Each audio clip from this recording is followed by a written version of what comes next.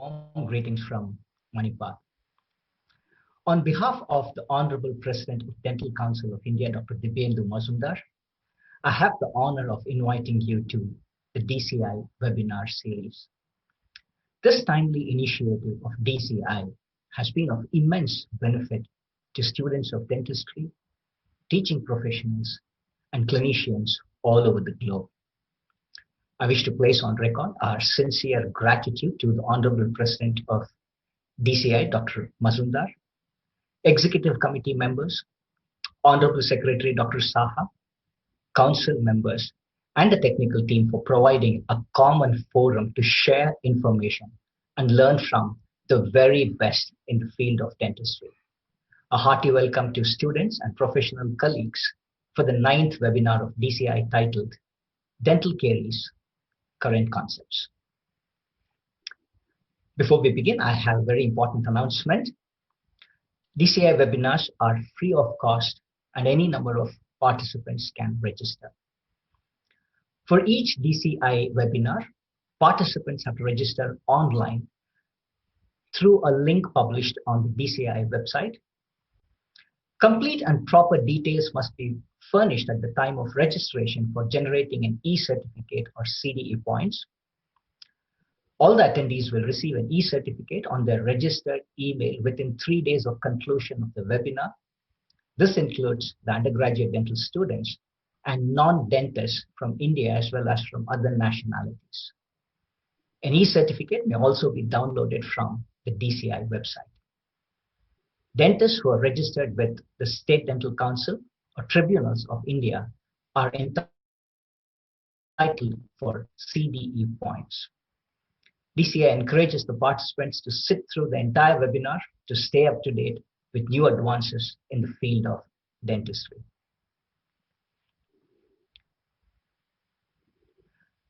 I have the pleasant task of announcing the top 5 dental colleges with highest number of registrations for the 8th webinar titled Medical History Influencing Implant Outcomes and Digital Technology in Implantology. In the first place is Saraswati Dental College, Lucknow, Uttar Pradesh, followed by Sardar Patel Postgraduate Institute of Dental and Medical Sciences, Lucknow, Uttar Pradesh, Indraprastha Dental College and Hospital, Ghaziabad, Uttar Pradesh, Adi Parashakti Dental College and Hospital, Melmaravattur, Tamil Nadu, and NIMS Dental College and Hospital, Jaipur, Rajasthan. Congratulations to all the colleges. DCI also appreciates the participation of other dental institutions for their continued support and cooperation in making this novel initiative hugely successful. The pleasant task of introducing today's speaker through this platform is somebody who is genuinely awe-inspiring that every oral pathologist looks up to and models after. After earning his bachelor's in dental surgery from Government Dental College, Bangalore, and master's in oral pathology from K. Lees Dental College and Hospital, Belgaum,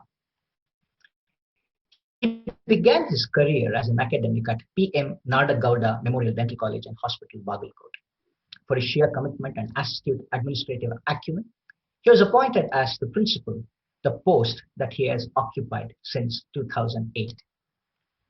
He has had a long and illustrious career, richly contributing to the field of oral pathology for close to 25 years. His papers are published and cited in many scientific journals of international repute. The topic, dental caries, current concepts, is timely and pertinent as dental caries is the most prevalent non-communicable disease worldwide. Untreated dental caries in permanent teeth is the most common health condition according to the Global Burden of Disease.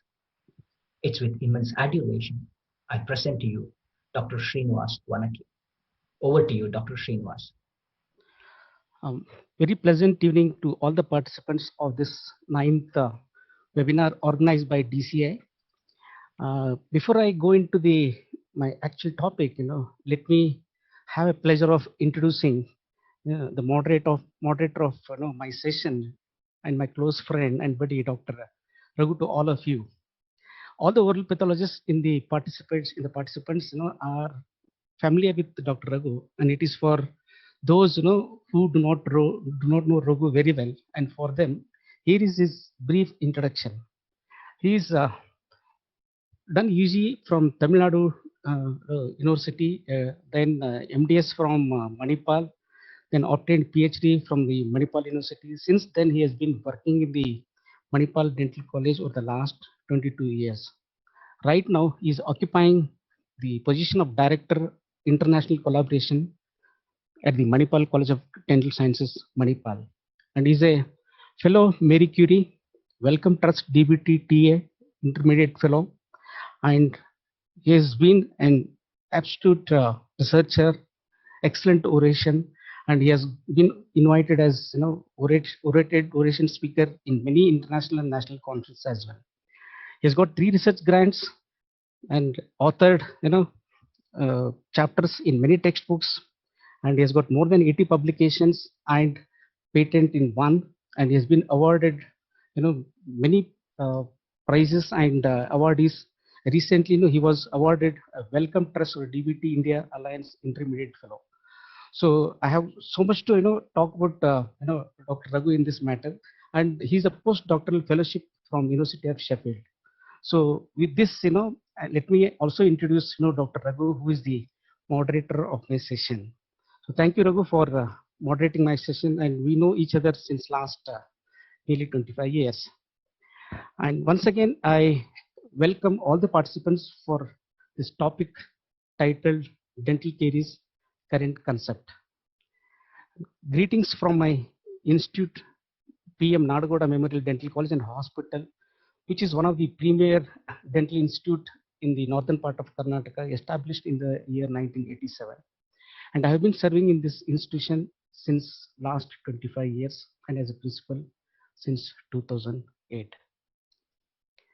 Let me thank President of the Dental Council of India, Dr. Mazumdar sir, Secretary Dr. Saha, the executive members of Dental Council of India, the honorable members of DCI, and the whole team behind the DCI webinar for arranging such wonderful webinars for the whole dental fraternity. Before I start my presentation, and let me make very clear to all of you that this presentation of mine is a compilation of the information that is collected from various sources. And any new hypothesis, any new concepts, new theories which are proposed here are not my own studies, and it is the information collected from various sources. And since dental caries is a wide topic, it is absolutely difficult for me to touch upon every aspect of dental caries. But I have made a sincere attempt to talk on the current concepts of dental caries.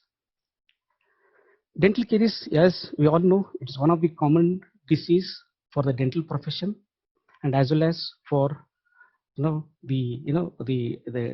treatment what we get to see in either in the dental college or in the dental private setup. And nearly 60 to 70% of the patients what we see in the dental college or in the private setup are mainly due to the problems pertaining to the caries lesion. And although there is so much of material available in the textbooks and so much of knowledge is provided in the journals, but still the dental caries disease remains to be completely misunderstood. Before we go into the details, let me make 2 important conclusions. And these 2 conclusions have shown a promising beginning, but don't think that they are not the end. We still have to do a lot of work on dental caries. The first important conclusion is that at the present situation, there is complete global decline in the total incidence of dental caries. And luckily, there is altered perception of the profession of the dental profession right now, wherein we have started considering dental caries as a disease. That means, unfortunately, for all these years, we never considered dental caries as a disease, and the cavity and the hole what it is going to create on the tooth as a is a manifestation of the dental caries disease, and that we call it as a lesion right now. If this is the case, I have 2 questions to ask you all. Is dental caries conquered? The answer is no. Or do we still have a long way to go? The answer is yes. Let me draw your attention to this important quote which is found in Newburn's textbook, which says, "For sweetness and decay are of one root, and the sweetness ever rides to decay, the author regrettably unknown." And this particular quote clearly tells us the direct interrelationship between the sweet and the decay. And we've got to be very, very careful when we eat a diet which is rich in sweet. And these are some of the facts of the dental caries which all of you know. And I would like to draw your attention to this particular point, whether can we label somebody as caries free? And we all know that it is now regarded as a disease of the modern man. And of all the problems which it causes, the main problems are the untreated dental caries lesion occurring as a focus or foci infection at the pulp and the periapical area are very, very important. And the next important problem is the rheumatic endocarditis or bacterial endocarditis. First, but for dental profession, the loss of tooth structure is also equally important because it is going to cause complete damage to the enamel and dentin if it is not detected early. There are so many definitions which you find in the textbook, and if you go through all the definitions which are given, these are the common things which you find in almost every definitions, that it is a microbial disease, it is considered as an irreversible one, affects the calcified structures, causes cavity in the end, and this is mainly due to the production of acid there, and it is a pathological disease process. And I would like to draw your attention to the word irreversible. And now a lot of questions have been raised whether this disease is really irreversible one, or can we reverse this disease at a particular stage. Lot of theories have been put in the textbook. All the three theories which are there in the textbook, the acidogenic theory, the proteolytic theory, and the proteolytic chelation theory became more popular, and they were widely accepted because they gave a logical explanation to the formation of caries lesion onto the tooth structure. Again, in this, the acidogenic theory, which was proposed by W.D. Miller in 1881, became much more popular, and it was universally accepted, although it had lot of drawbacks and inadequacies. And it still became the backbone for future research activities on the dental caries. And according to this theory, the caries is going to begin due to the production of acid, and it is going to start on the enamel and progresses towards the dentin.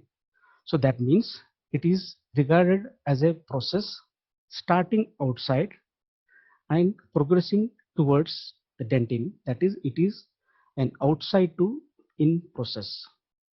And this theory became so popular, and it actually put acid curtain in front of all of our eyes, because it did not explain the dental caries lesion which are starting in the dentin. And if the lesions are going to start in the dentin, means they have to progress towards the surface. So that means they are going to start in the center and progress towards the outside. It is an inside to out process.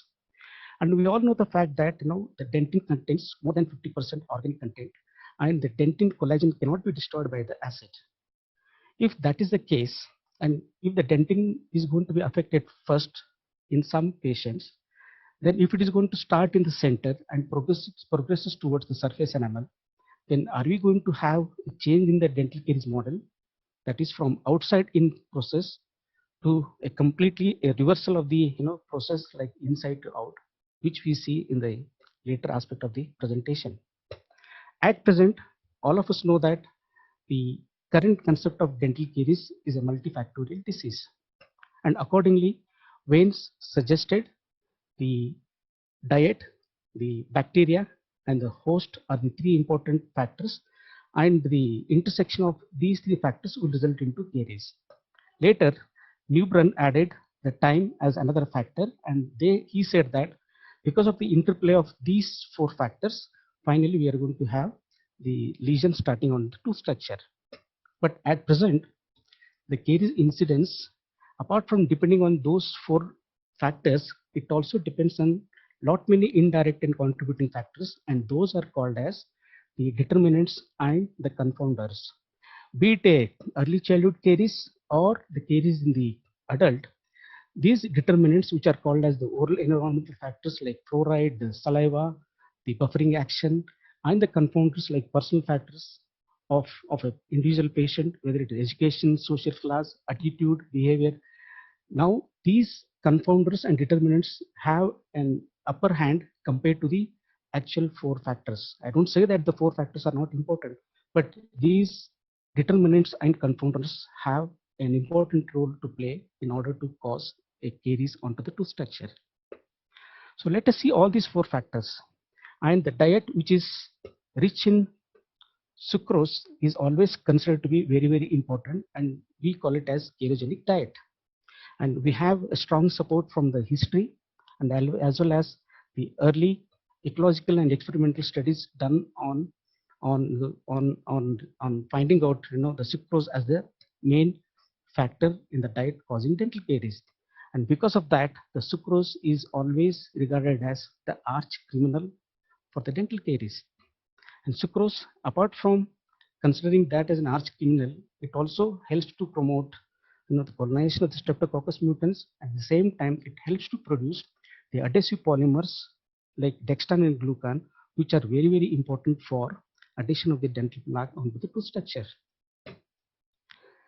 Of all the bacteria which are found in the saliva and the dental plaque, these three group of species have become popular. The Streptococcus mutant species, which are called as caries initiator, Lactobacillus species as the secondary invaders, Actinomyces species as the root caries as the keriogenic bacteria, only because they were virtually cultured from almost all the pit and almost all the carious lesions which are found onto the tooth. And all these bacteria are called as keriogenic only because they have to fulfill certain criteria of keriogenic bacteria, and they have to produce and survive in an acid media which is low enough to cause decalcification, and they have to survive and continue to produce pH at a low level. And the most important part is that they have to produce these adhesive polymers by metabolization of the sucrose. So all these bacteria are supposed to fulfill all these criteria. Since these three bacteria have fulfilled these criteria, they were considered as keriogenic bacteria, and they were regarded as very important in causing dental caries. And of all these three species, the Streptococcus mutans became very significant because of its many antigenic properties. And it was called as a very significant organism because it was cultured from almost all the types of caries lesions that were found on the tooth structure. So for several decades, we continue to believe that the acidogenic species are as the main bacteria. But latest new technologies have added a new dimension to the bacteria that are found in the dental caries. And recent DNA and RNA studies have shown altogether a different diverse bacterial ecosystem, and they have shown different target organisms for causing dental caries, be it an enamel lesion or be it an active caries lesion. And recent studies have shown that the Streptococcus mutans accounts for tiny fraction, and it is less than 1%. From where to where the keriogenic bacteria etiology has shifted now. The Streptococcus mutans, which was supposed to be very important bacteria, is now found only in less than 1%. And because of this, there are a lot of articles questioning the role of mutant streptococci in causing dental caries now. So one of the recent articles in their study, they have found out caries associated bacteria, and they have said that Streptococcus mutans is associated with the risk, but not very important bacteria as it was thought earlier. And the main players of the dental caries are the Veillonella, Fusobacterium, Phosphorus, and other bacteria, and as well as in dental caries, the Shigella, Pseudorum bacteria, and Lactobacilli. And they have found this Cardovia vixia as a new etiological bacterial agent for early childhood caries. So when you look at this diagram, it's not important what you find in salivary sample or in the dental plaque. Finally, the organisms which are going to be found in actual caries lesion and in the enamel are more important. Although you are going to find streptococcus, but the bacteria which are retrieved from active caries lesions are your Fusobacterium, Veillonella, and Porphyromonas. So recent studies have narrowed down the species list to 40 to 160, and not all these 40 to 160 are going to cause or identified in the actual caries lesion. Ultimately, the ones which are found in the red ring are becoming more important now. So there is going to be complete change in the understanding the microbiology of dental caries now. So even whether it is a white spot enamel caries or the hidden dental lesions, the organisms which are retrieved by the latest DNA and RNA methods are completely different than what it was thought earlier. So if that is the case, are we going to have complete changeover of the etiology of bacteria for the dental caries in future? That we have to wait and watch. Dental plaque, as all of us know, is also equally important factor in causing dental caries.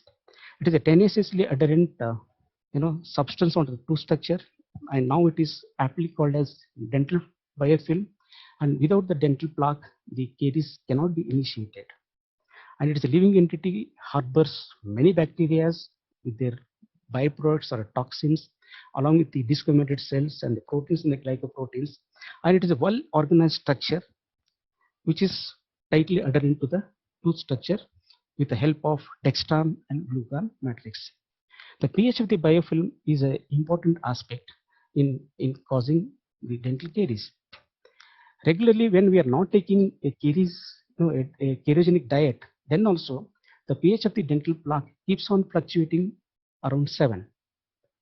And when we consume a cariogenic rich diet, then what happens? The sucrose immediately gets metabolized by the bacteria, and rapidly there is going to be production of lactic acid, and whose dissociation constant is supposed to be very low as 4.7, and it suddenly causes greater fall in the pH at the dental plaque medium. And in addition to the lactic acid, the other acids are also produced, but lactic acid is an important one which is supposed to initiate caries lesion onto the tooth structure or demineralization onto the tooth structure. And as I said, the pH of the dental plaque is very, very important in initiating the dental caries. So once the lactic acid is produced, there is sudden fall in the pH of the plaque, and this line we call it as critical pH. And once the pH of the dental plaque falls below this dental plaque, it takes normally 10 to 15 minutes to return back to the alkalinity. Suppose if the time gets extended, and if it consumes more time, and if it spends more time below this critical pH, that is where the risk of a person to develop caries lesion increases. The more the time the graph is spent below this critical pH, and more is the risk for development of caries. So the Stephen studied, the time taken by this graph to return to normalcy by giving 10% of glucose rinse to 5 group of people, and he just found out, he just estimated the time taken by individual group to return to normalcy, and he found that the group which is in red line took longer time, and he labeled this group as the one which shows extreme caries activity compared to the purple line which showed which took less time or less than 5 to 10 minutes to return to normalcy. So the more time it is spent below the critical pH, the more is the risk for person to develop caries lesion. So the caries activity is actually measured depending on how much time the plaque pH is maintained below this critical level. And he said that if you are going to consume sucrose, glucose in a more quantity, then there is a more risk. And if the plaque thickness is more, then also we have more risk to develop dental caries lesion. So the plaque thickness has to be less, and we should also be careful what we are taking through the diet. So with all these factors in the mind, let us see how the caries is explained. So initially this proposed the non-specific plaque hypothesis, wherein they said all the plaque flora are pathogenic. Then they suggested specific plaque hypothesis, where they said that only few bacteria which are found in the plaque are supposed to be pathogenic, and they should be initiating the dental caries lesion onto the tooth. And in 1991, they suggested the ecological plaque hypothesis, wherein they proposed that even for these specific organisms to become pathogenic, there has to be change in the ecological shift in the plaque medium. And unless there is a change in the ecological shift, and this shift is going to be brought in by the change in the whole plaque environment, and this change in the plaque environment is done by the production of acid. And if the acid is produced in a minimum quantity, immediately it gets neutralized. But if the acid production continues by taking more of ketogenic diet, then the more acid which is going to be produced brings in the complete change of the environment of the whole dental plaque, and that shifts the ecological balance of the the plaque medium there.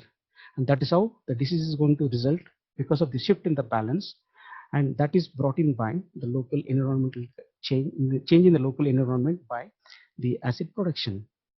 So accordingly, they said that the microbial homeostasis is an essential requirement in order to initiate the dental caries. Again, it depends on how severe and persistence is the shift. And the more acid is produced, then more severe is the the change which is going to be brought in. And when the more acid is produced, some organisms are going to perish, and only few organisms will stay there. And those organisms which flourish, they convert from host into hostile, thereby initiating the lesion onto the tooth structure. So in addition to the microbial homeostasis disturbance, even the mineral content of the tooth and as well as tooth also has to be disturbed. And how is it made possible? And we all know that the enamel contains hydroxyapatite crystals, and they mainly have calcium and phosphorus ions there.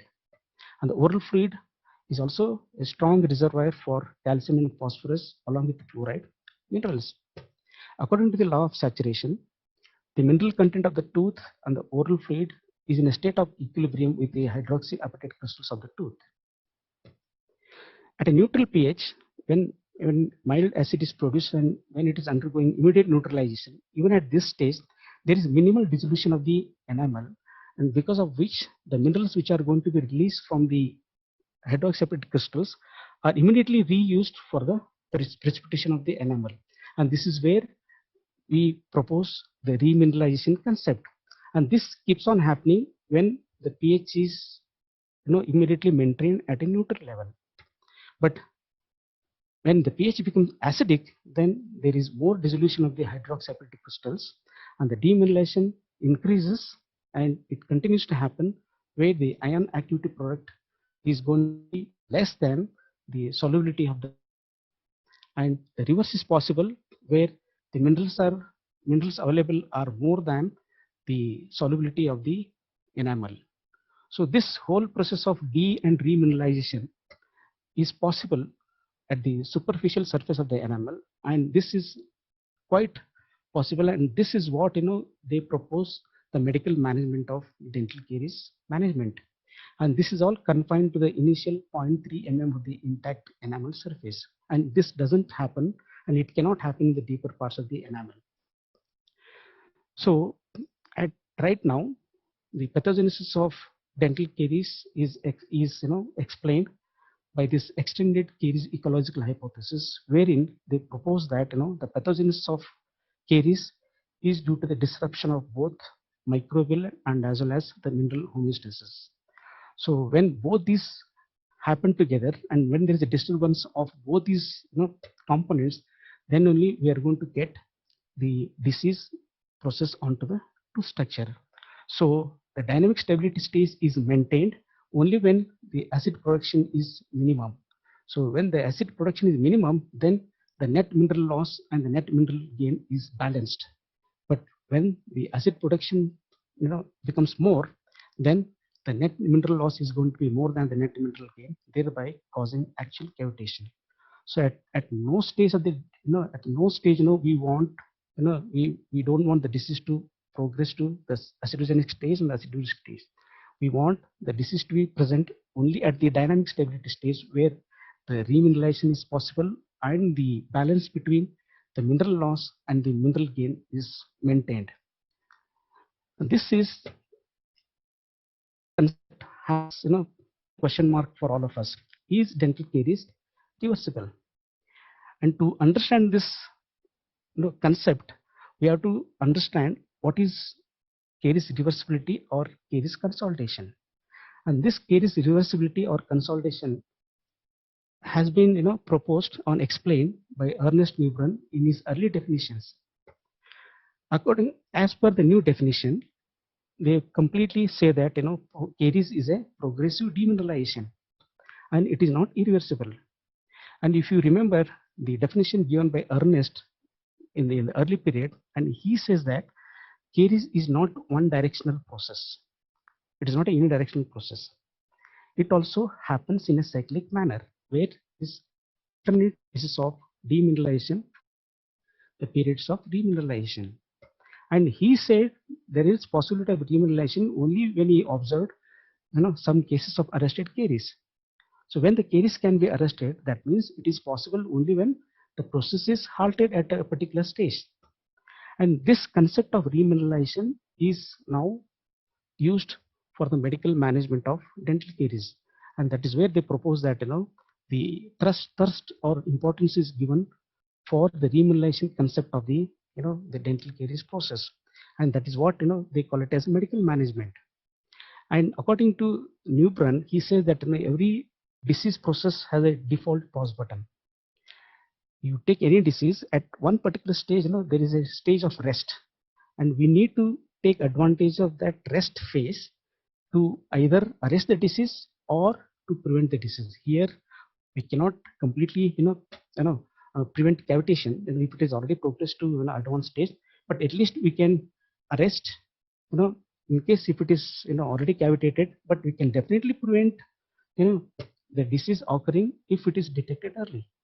And this is where the medical management of the dental caries is proposed right now.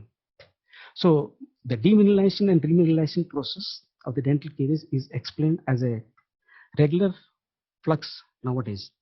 When you look at this diagram, it clearly explains how both these processes happen simultaneously at the plaque area.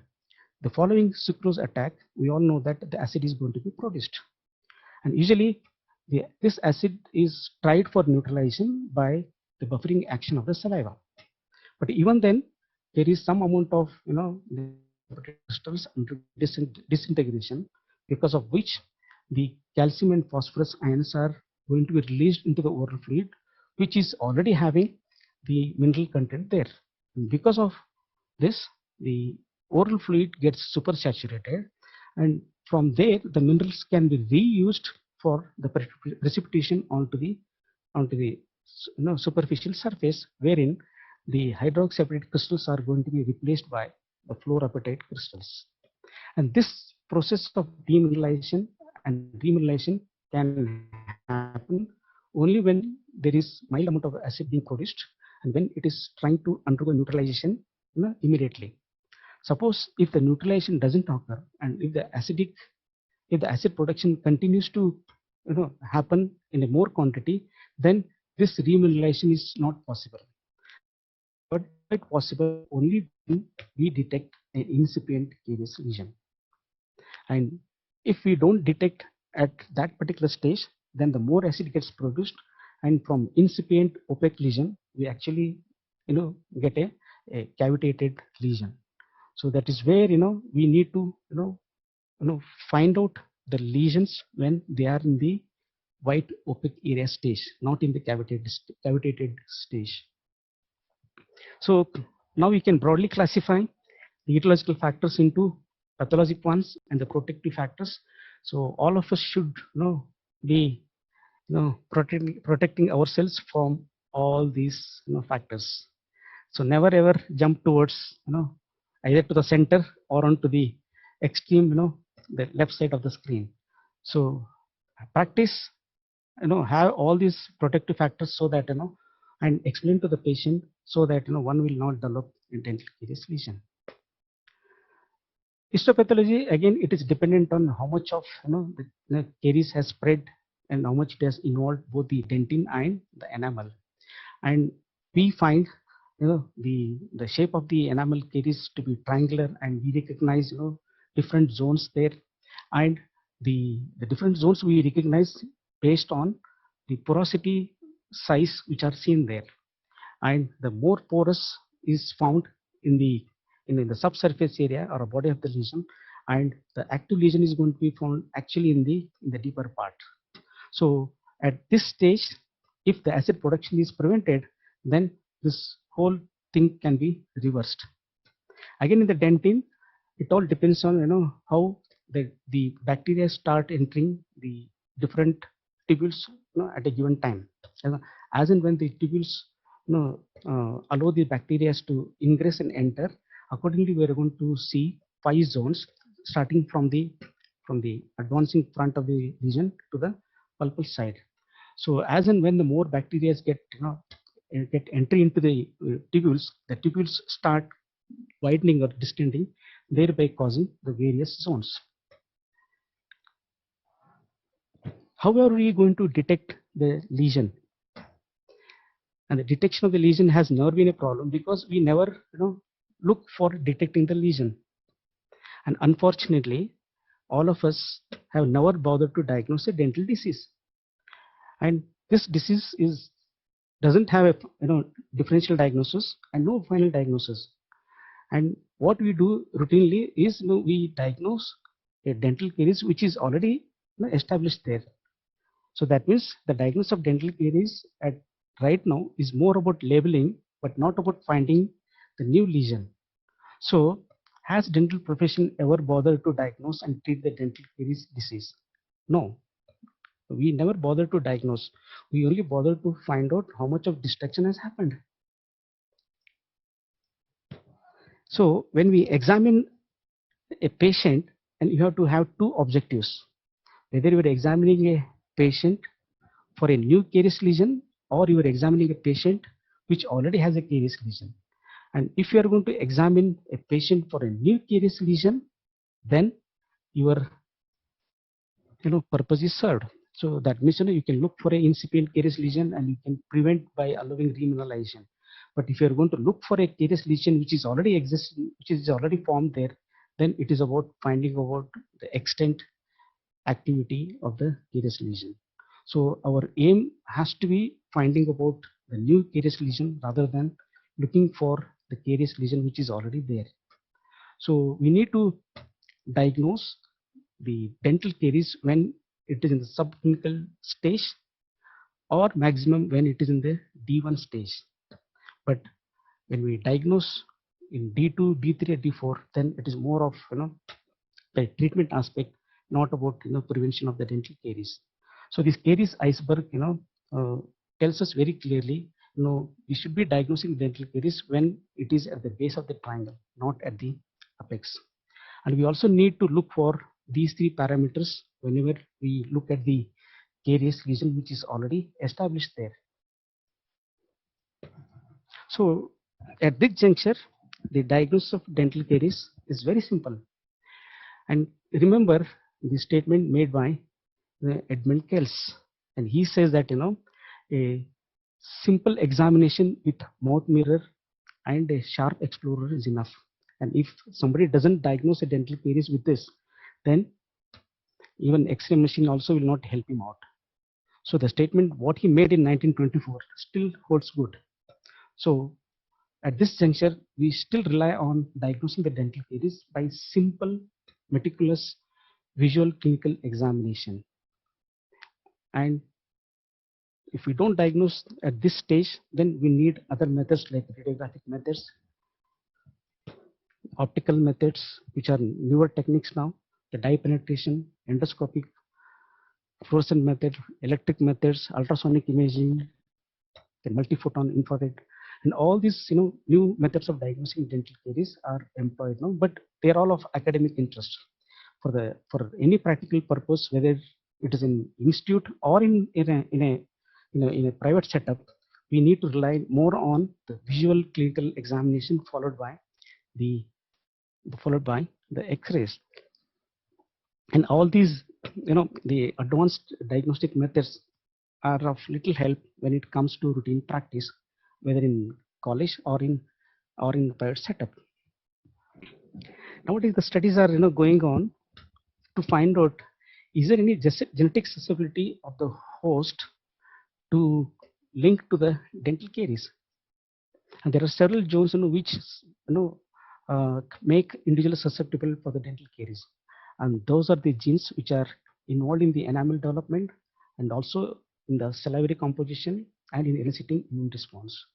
So the studies are going on to find out whether there are any genes which can be beneficial either in the diagnosis, prognostic, or therapeutic value for the dental caries. The studies are very primitive, and these are the proteins which are studied in the enamel, and some are studied in the taste sensation and as well as in the immunity of an individual to find out whether the genetic susceptibility and dental caries can be linked or not. So maybe in future we will have more refined studies done on this, and they will throw probably more light on this aspect. You also find a lot of studies linking dermatoglyphics and the early childhood caries nowadays. And dermatoglyphics is nowadays used as a genetic marker to predict the early childhood caries in children. And they try to correlate the various fingerprint pattern and the susceptibility of that child to the development of early childhood caries. And this is based on the simple principle that the enamel and the finger buds both are of ectodermal in origin, and they develop more or less same time in the intrauterine life. So the various fingerprints are used to correlate the incidence of early childhood caries. Again, the studies are very primitive, and a lot more studies need to be done to find out any definite link between the fingerprint pattern and as well as the occurrence of early childhood caries. This is another interesting theory which is proposed nowadays, systemic theory for dental caries. And we all know that the oral cavity is linked to the systemic body, and that is proved in many diseases. In the similar way, whether dental caries also has any link. And I have already spoken about the acid curtain put by the Miller's theory, for more than 60 years, and I have already said that it did not explain the carious lesion which are starting first in the dentin. And the dentin contains the collagen, and the collagen cannot be destroyed by the acid. And they say that the collagen of the dentin can be destroyed only by the matrix of metalloproteinases. So if that is the case, then is the dental caries is a disease which is going to start in the center and progresses towards the surface, and that is what this particular theory proposes. So according to this theory, the bacteria and other acids which are in the oral environment, they initiate an inflammatory reaction by simply causing enamel erosion. And once the enamel erosion is enamel erosion starts, then it initiates inflammatory reaction, and because of which there is activation of the matrix of metalloproteinases in the dentinal fluid and in the pulp. And once these MMPs get activated, these MMPs, they actually cause reversal of the dentinal fluid. And you all know that the dentinal fluid always has a centrifugal movement. And because of the inflammatory activity created in the dental fluid and as well in the pulp, there is actually the centripetal or the reversal movement of the dental fluid. That is how the dental caries will get initiated in the dentin first. And accordingly, this initiation which occurs in the dentin first is not due to the acid attack onto the tooth structure. It is due to the inflammatory reaction, and it is due to the MMPs which are released because of the inflammation that is brought in by the erosion of the enamel. So this is how they explain how the dentin is going to be, initiating the caries lesion in the center first, and later it progresses towards the surface. So that means it is a process starting inside, then progressing towards outside. And this theory is also further supported by a recent article published by Dr. Sandhya and Dr. Avinash, who, in their new hypothesis, which appeared in this particular journal, and titled "Is systemic acidosis is a initial event for epitopathogenesis?" Again, they have explained the pathogenetic mechanism, which is almost quite similar to what is explained in the systemic theory. And they propose that the systemic acidosis brings changes first in the GCF and as well as in the purple interstitial fluid, and thereby the action gets initiated first in the dentin, then slowly it progresses towards the enamel. So that means there is a support by the theory which is proposed by this latest article as well. So if we are going to have more studies done on this, then probably in future we are going to have change the dental caries model. The dental caries model, what we learned as a bacterial acid driven, starting from enamel to dentin, that is from outside to in process, to an inflammation driven, starting in the dentin and progressing towards the surface enamel, that is inside out process. Maybe in future we might have changed the dental caries model. Only thing is we need to wait and watch to have this new concept. A lot of people want to know about caries activity test, and there are so many caries activity tests, and these activity tests which are available, they only measure or whether the local environment of the patient's oral cavity, whether it has any favorability for the lesions. And usually it is employed when somebody wants to run a caries preventive program. But for routine practical purposes and for routine dental practice, none of these caries activity tests are beneficial. Although you have many microbial tests and the sets and the tests for the salivary function, but not all these tests are reliable and accurate. And all these tests, when they are used, they measure only single parameter. And now if somebody wants to use caries activity test, that means it is only for research purpose and the clinician who want to run a preventive program for a larger population. But otherwise, these caries activity tests for all practical purposes are not routinely employed in day-to-day practice. I know most of you want to know about the dental caries vaccine, and when we can have the vaccine for COVID infection in another couple of months, as it is shown in the media, and why not for dental caries when the studies are going on for last so many decades? And any vaccine which is going to be used, it is mainly for the public. And we are having the hope for dental caries vaccine from last 2-3 decades. And somehow the results are not very interesting and conclusive. And any vaccine, when it is developed, it has to be used, and it is going to be effective only when it is used with other preventive measures. If you use only the vaccine and if you stop bothering about other preventive measures of dental caries, then the vaccine is going to be completely a waste.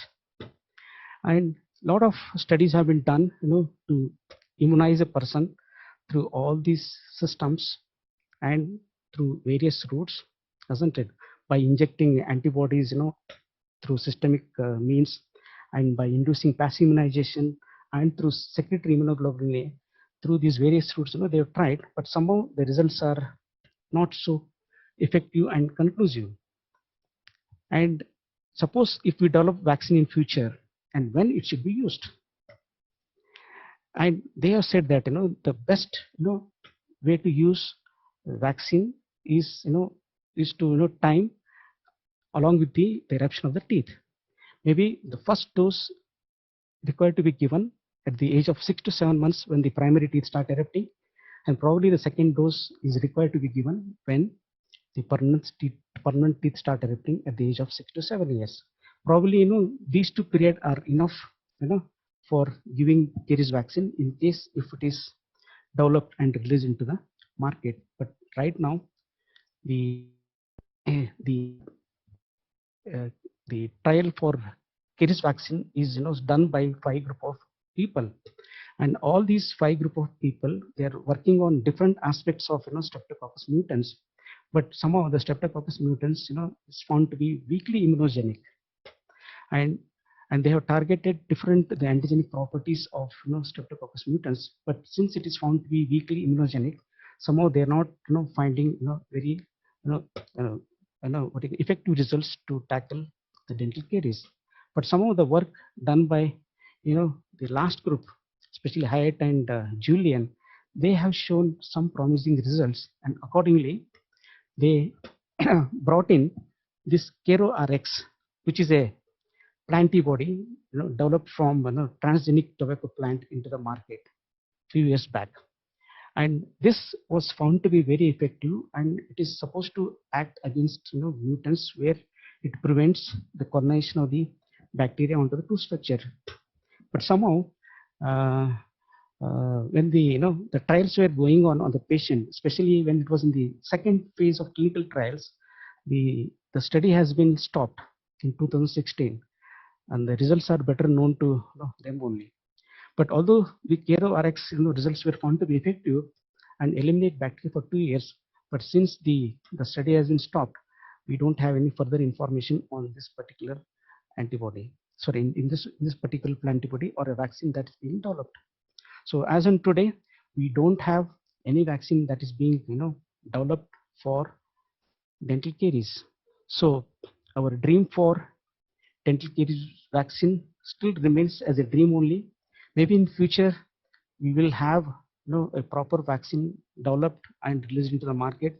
But till then, we need to resort to the good old standard oral agent methods. That is what that is the only option we have right now to prevent the dental caries lesion. So in the end, I say that the revised model of E2 pathogenesis, what we learned, and the reemulation concept are the two important things what we need to understand, and take this the revised model of caries concept and the latest E2 pathogenesis to forward to understand the disease process in a proper way. And again, I repeat, the reimmunization concept has to be thought of very seriously, and that is where they propose the medical management of dental caries lesion. And the E2 pathogenesis now is going to be altogether different because of the new bacteria that have been identified in the latest DNA and RNA studies. So maybe we are going to have complete changeover in the microbial population of the dental caries that we are going to see in carious tooth. So we have to make a new beginning from henceforth.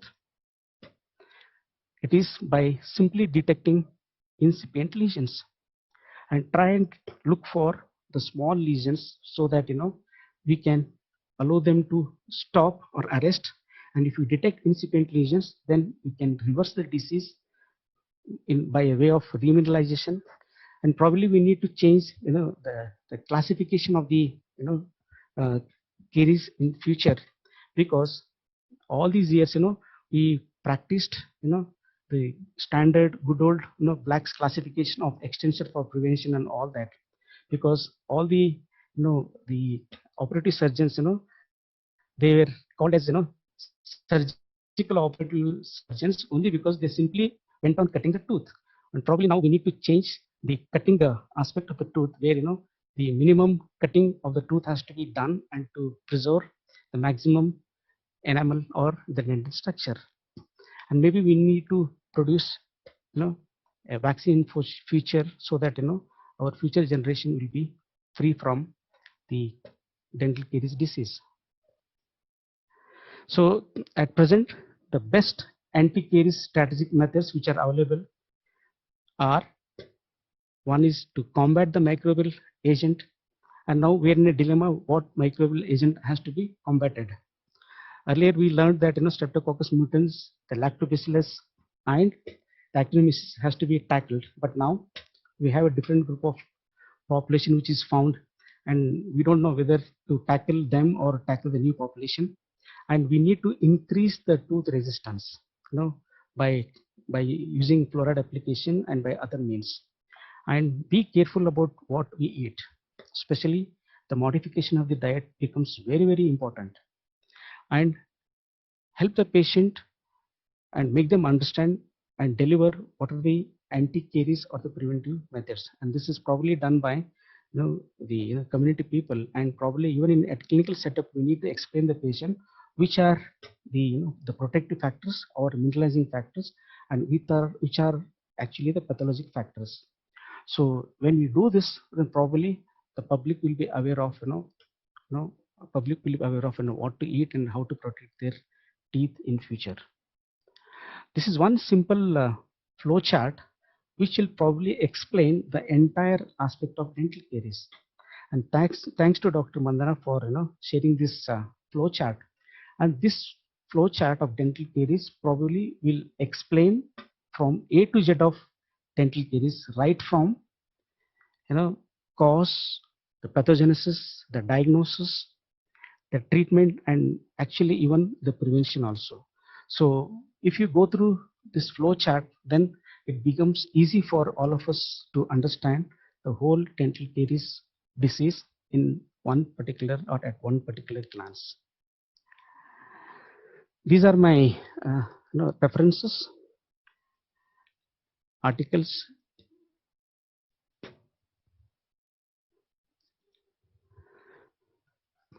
Thank you.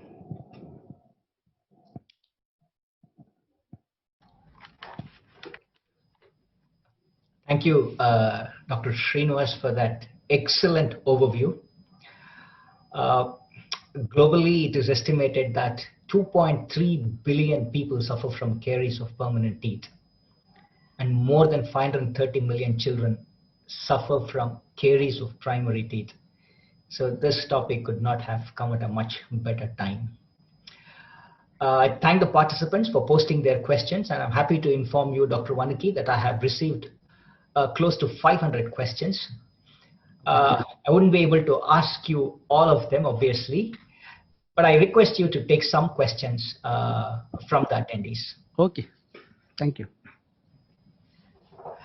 Dr. Wanaki, you did mention in your presentation that should we be using the word irreversible in the definition of caries? Yeah. If not, is caries a reversible process? Yes, and this was proposed by Ernest Newbrun in the early period, and that he proposed when he saw some of the arrested caries lesion, and he says that any disease has a default pause button. So that means any disease, if you take, there is a period called as rest period, and we need to take that rest period as an advantage. Even in the dental caries, he says that it doesn't occur as a unidirectional process. He says that the whole dental caries process will will happen as a period of demineralization followed by a period of remineralization. So that means there is a phase where it is at rest stage, and we need to make use of this rest stage to reverse the disease, and that is possible only when the minimal acid is produced. And this minimal acid, when it is produced, and the minerals which are going to be released due to the dissolution of some of the hydroxyapatite crystals, and those minerals can be reprecipitated back onto the tooth surface. And this is quite possible only when we detect the lesion in the incipient stage or when it is in the white chalky surface. But it's not possible when it has already caused cavitations. But if it causes cavitation, then probably we might help to arrest the disease. Okay, but complete reversibility is possible if it is detected when it is in the incipient stage. Thank you, Dr. Wanaki. Another question is, what is a pioneer species, and in the context of dental caries, where is it present? See, the pioneer bacteria are as the name suggests, they are called as the first bacteria which make an entry into the dental tubules. They make an entry into the dental tubules in the form of group, And as they make an entry into the dental tubules, they immediately cause widening of the dental tubules. So the first group of bacteria which are going to colonize and into the dentin first are called as the pioneer bacteria, and this word is used only for the bacteria which are found in the dental tubules. Okay, thank you, Dr. Vanki. So which of the factors in Stephen's curve is related to caries incidence? Is it the frequency of sugar intake or pH of plaque? No, it is definitely the pH of dental plaque. Okay. And see, the moment we consume a sucrose-rich diet, and immediately it gets metabolized, and the acid is going to be produced. And even the caries, even the sucrose is removed, but some amount of the sucrose is stored as a intracellular polysaccharide. And maybe when the acid is exhausted, then the stored the sucrose level in the intracellular areas can be used for the production of acid. So it is a plaque dental pH of the dental plaque which is very, very important in causing the initiation of the dental caries, and also the time which it is spent below the critical level. They say it is 5 in some textbooks, and some textbooks say it is 5.6, whereas the lactic acid causes where its pH value is said to be less than 4.7, and it causes sudden and a dramatic fall in the pH of the dental plaque. So it is the pH of the dental plaque which matters most than the availability of the sucrose in the diet. Thank you, Dr. Vanki. There's another question related to the critical pH. Why is a pH of 5.5 referred to as the critical pH? No, that is a time where the dissolution of the enamel will occur. And above that, below that, there is more and more dissolution. But if it falls below 5.5 and if it touches 5.5, then it is more vulnerable for the dissolution compared to the the pH which is above 5. Above 5.5, and if it is at above 5.5, then there is possibility of remineralization, because if it is below 4.5, then there is more chance of the enamel undergoing dissolution, and there is hardly any chance for the enamel to allow remineralization or to undergo remineralization. Dr. Vanki, there's a question related to incipient caries. You did mention about the white spot enamel caries and the hidden dental caries, which is referred to as the incipient caries and the occult caries. Yeah. The question is, should the incipient caries be filled? No. Only thing is, as I said, our examination becomes very important in this. If we examine a patient for caries lesion, that means we need to look for such incipient or opaque areas onto the tooth, and that we routinely don't do it.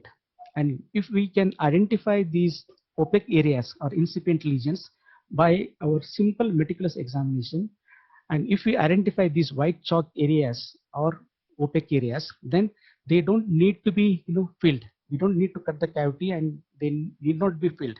We must allow them to undergo remineralization, and we should always help the patient to use the remineralization of the remineralizing factors or protective factors which are mentioned in the slide. So tell the patient to avoid eating all those pathologic factors, and all the pathologic factors are to be avoided. And if we do that, then the incipient caries lesions need not be filled. Thank you, Dr. Vanki. I have a couple of questions related to early childhood caries.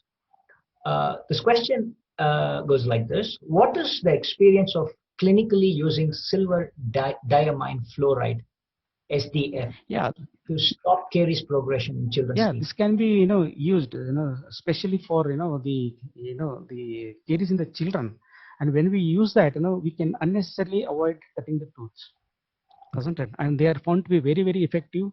And since the deciduous teeth are going to last for a shorter period, and if we can avoid cutting and make use of these restorative materials, and these materials, we can definitely prevent the caries further spreading into the deeper part of the deciduous teeth.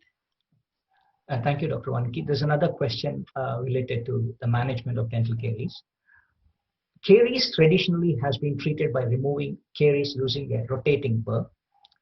Drilling followed by filling not only makes the tooth weaker, but doesn't stop secondary caries.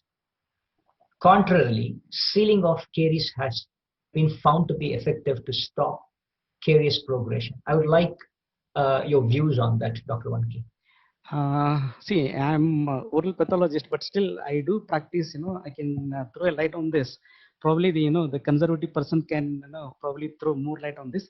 But the dental adhesives, what we use, there are a lot of dental adhesives, and which are supposed to be very effective against preventing this microbial leakage. And probably if we use the proper dental adhesives before we fill the tooth with any other compatible material, and probably these the dentin adhesives which are used probably will help to prevent the leakage on the margins, and thereby further spread can be avoided. Thank you, Dr.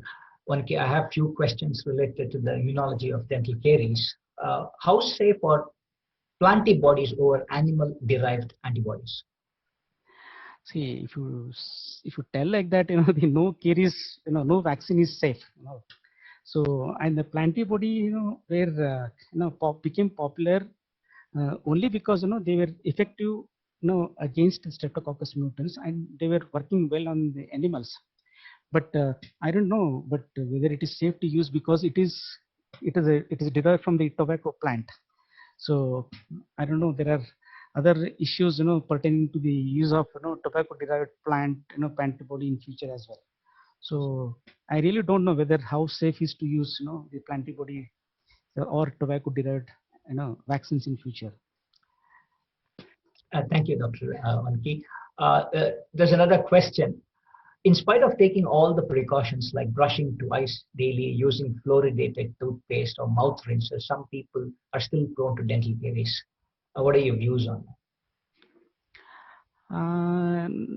No, because see, I said it is not that all those four factors are important in causing dental caries, and I also said that there are the caries incidence is dependent on the confounders and the determinants.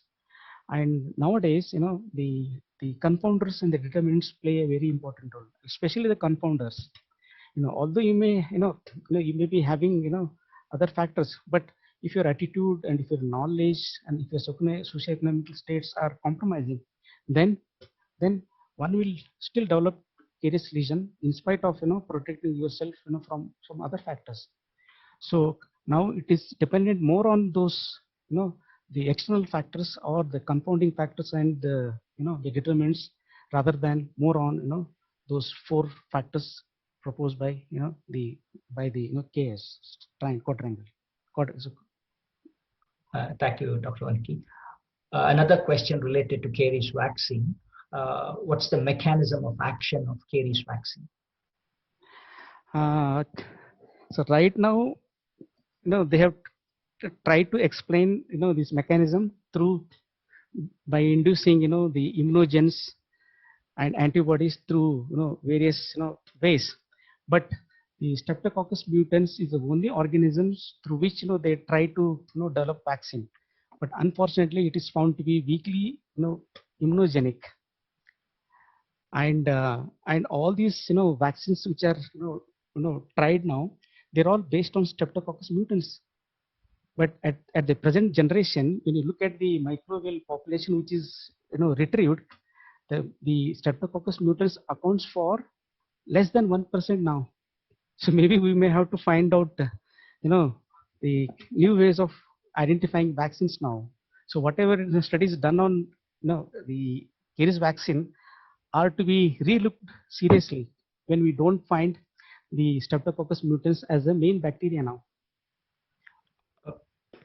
Dr. Wanki, there is one question related to the DMFT index. Yeah. Has there been any modification in the DMFT index recently? Yeah, there is a new system called as CAST. It's called as Caries Assessment and spectrum and treatment method. And this is the latest method which is employed to assess the caries index, especially in adults. But DMFT is employed to assess the caries index in the deciduous state. Uh, uh, Dr. Wanke, I know there has been a number of questions from the attendees. I'm having close to 500 questions. Just for the want of time, I thought that I'll ask you this last question, which is related to the systemic theory of dental caries. The question goes like this: the acid theory prevailed and has hampered dental research for over 60 years by creating the so-called acid curtain, changing the model of dental caries from bacterial acid-driven outside-in process to an inflammation-driven inside-out process creates many new preventive opportunities. Does that mean that it is going to replace all the existing theories of dental caries? That is what I'm worried, and because I had seen that explanation given in only in systemic theory of dental caries formation, but now you have a recent study and support from Dr. Tamgade couple, and that has come as a new hypothesis for the dental caries formation. And if we continue to have more studies and if it is going to be proved, then probably we need to change the whole concept of dental caries, and we need to rewrite the whole dental caries chapter in almost everywhere.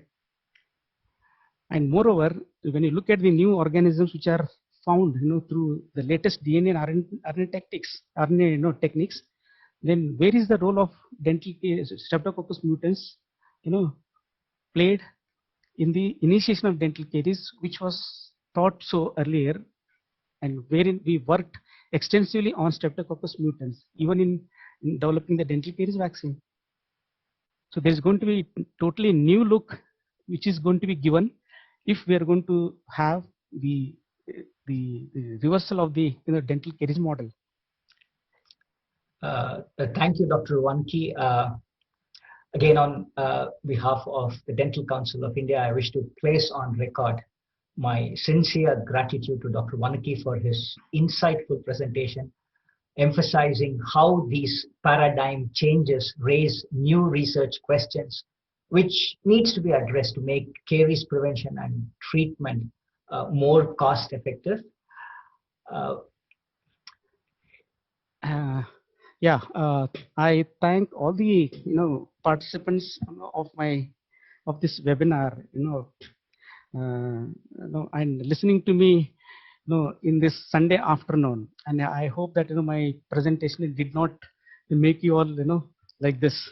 And if there are any more questions, I would definitely love to answer those questions, or probably when I definitely answer to all the questions which are not taken up by Dr. Raghu here. So if you can mail me all the questions, I'll be very happy to answer.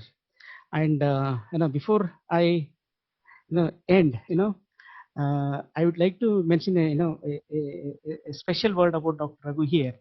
Dr. Raghu's father, was our first principal when our college started in 1987, and he was our first principal. And now I'm sitting on the same chair where his father sat, and it is really a privilege for me, to address all of you and for my webinar.